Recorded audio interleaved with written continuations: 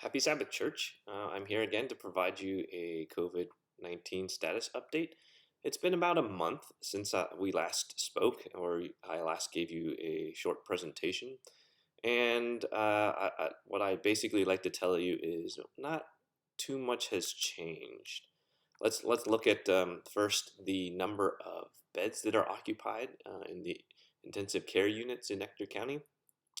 As you can see from this graph, it's a little bit different than what I've shown you before because now Ector County doesn't track this number of beds individually on their website, but rather they submit it to this Southeast Texas Regional Advisory Council.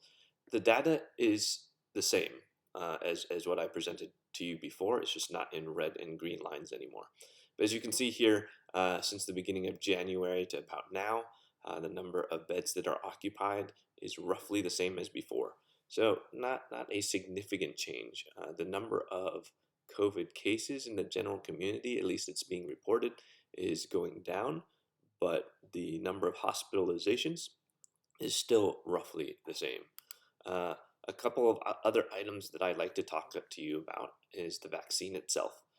So the vaccine, from the perspective of where we are as a state, I wasn't able to find any specific information on Ector County, but I can talk generally about Texas.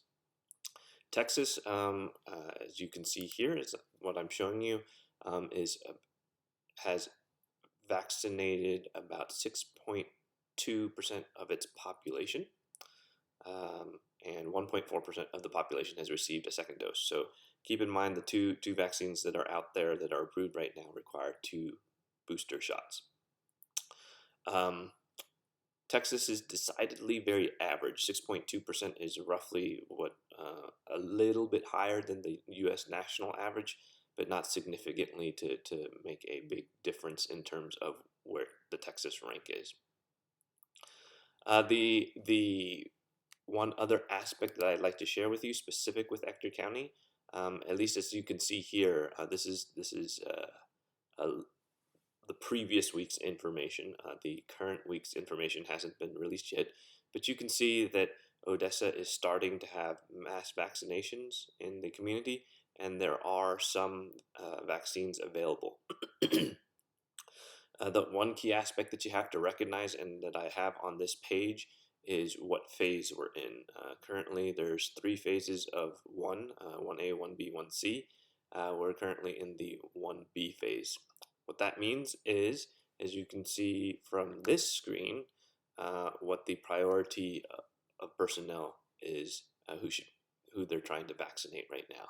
Namely, the Texas Phase 1B vaccine priorities are people 65 years of age and older, and people who are 16 years of age and older with at least one chronic medical condition that's listed on this particular page.